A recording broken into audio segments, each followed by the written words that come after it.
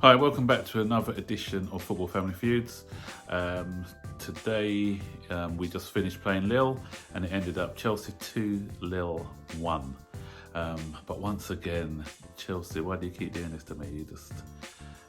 My heart, the Chelsea are not good for your heart, so that's a warning, guys. Supporting Chelsea is not good for your heart. We were coasting the game, 2-0 up, looking comfortable, and looking a bit too comfortable, I thought, because in the second half we were kind of going through the motions, didn't get that killer third. Then out of nowhere, former Blue, Loic Remy scores a goal, and as usual, we can't sit back and relax and be comfortable watching us see the game through. So we're looking at edge of our seat stuff, and eventually, in the last 5 minutes when we got into the extra time, injury time, we managed the game a lot better. But before that, Lille, as I said, just gave us a few scary moments. So to analyse the game, when we saw the team sheet, it was a boost for us because Lille had 7 of their first teamers not playing because obviously they're out of the competition, so their manager thought it was best if he left them out of the starting lineup. And also Osimhen, their main striker, their danger man, he wasn't playing as well. So when we saw the team sheet, most Chelsea fans were confident that we will be getting the victory. And Rudiger came back for us, which was great, and I think Rudiger was really good on this comeback, very solid, and it was good to see a solid partnership between him and Zuma forming. Some of the tackles they put in, they were fantastic tackles, going through. He made sure, I think he did one on Remy in the first half when he took ball and man, and he just let Remy know, look, I'm back and you're not going to be taking any liberties with me. Zuma as well, and I thought that was a good partnership. Zuma played as a left centre back again. I was critical of him in that position on Saturday, but he did well, and up until I think it was the 71st minute, he had a 100% pass rate. So I think if we can get those two playing together and understanding each other's game, that has got the looks of a solid centre-back partnership at last.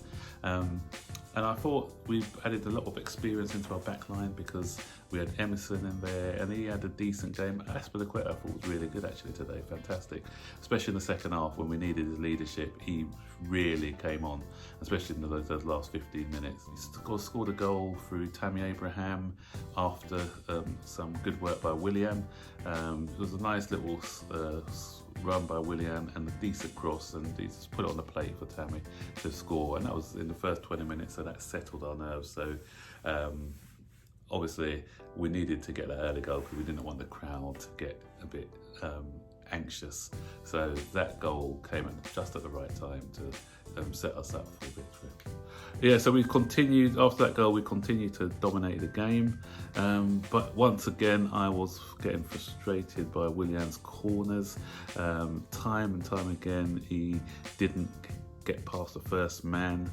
So when I saw the corner on the right hand side and Emerson went to take it, I turned around and said to my boy, I said to Zane, look, I bet you this is what we're gonna see, a decent corner, because I said Willian's corners are rubbish. Watch Emerson show him how to take a corner. And as soon as I said that, what happens?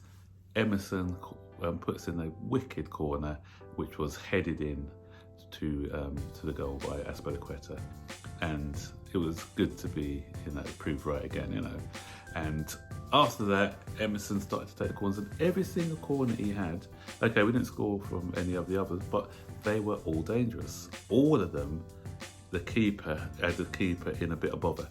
So, but as I said, this is the first time in how long? It's so long that we've scored direct from a corner. I can't even remember when it was. I know we scored that goal that Pulisic scored against Burnley, what Mason Mount put in, but that wasn't actually direct from the corner. That was the second phase after the ball was cleared. But a direct corner, I think. Could someone put in the comments below when was the last time we actually scored from a corner? because every time we have a corner these days, I just say there's no point because we're not going to do anything with it anyway. But now that Emerson's on corner duty, especially on that right hand side, then I can feel confident now that we're going to either score or create danger when he takes corners. So please, please, please, Chelsea, no more Willian corners. Let's have Emerson taking corners on that side. I'm not sure he's going to take it on the other side. Aspie, not really. Reece James, if he comes in, he'll be good from that side. Or even Pulisic or someone like that. But please, please, please, please, no Willian. So anyway, we go into the 2-0 up and we're quite comfortable. So that was it. Now, in the second half, I thought we were just keeping them arm's length. We weren't really creating a lot. The crowd were a bit quiet. I think they probably knew the outcome of what the outcome of the game was going to be. So it's the same problem as well though. We were doing some decent stuff until we reached the final third with maybe a poor pass or poor shot or whatever. Keeper made a couple of good saves though, to be fair. Was it Willian who he saved the shot from? But Willian should have done better actually. I can't remember who took the first shot. Was it Pulisic? But the second one from Willian, he should have scored really. He was right in front of the goal. The keeper did spread himself, but Willian should have put a bit more purchase and maybe a bit of height from that distance, and that would have been 3-0 game over. And I think the goalkeeper made another good save. But apart from that, we were kind of having some good play, some good football at times, but again, not being able to kill the game off. So this nearly proved costly when Loic Remy scored that goal. For me, I have to blame Kovacic, I'm afraid. Kovacic has been really good for us this season. But for that particular goal, I thought that he didn't sniff out the danger, because what Loic Remy did, he peeled off his defender to create space for himself. Kovacic saw it playing out, but he didn't react quick enough to close him down. So it gave Loic Remy enough time and space to be able to score. Good finish. Goalkeeper couldn't do anything about it. But as I said, that goal just created a unnecessary, nervous last 15-20 minutes for us. I was glad that he didn't put Osimhen on when the other guy got injured. He decided to put on Renato Sanchez, and I thought just after the goal, their tails were up and they had another chance, I think, which went past the post. And as I said, I was getting really worried. But they seemed to settle for 2-1 in the end, and they kind of, after that brief 2 or 3 minute flurry after the goal, Chelsea kind of took over the game again and created a few chances of their own. Tammy, I thought, not Tammy, I keep saying Tammy, Hudson-Odoi is still a bit rusty to me. He's still not doing things, and things are not coming off for him. He was unlucky with the shot actually, because he did his shot and it hit the defender flush in the face. If you saw it again from behind the goal, it was goal bound, but it kind of, the defender made himself big and it hit him in the face. But apart from that, he wasn't really in the game for me. So to be fair, for the knockout stages, we have to play a lot better than what we did in the group stages, because there are some big teams left in this, and if we defend like we did in some of those games, then it could get messy. I hope we don't get messy, Lionel Messi, I mean. But the teams that, by finishing second as well, and that defeat against Valencia, that's kind of cost us now, because you're looking at some of those teams in second place, and you're looking at, we can draw PSG. We always get PSG every single season. So PSG are a team we can get. We can get Bayern Munich. We can get a Sarri return with Juventus. That'd be interesting.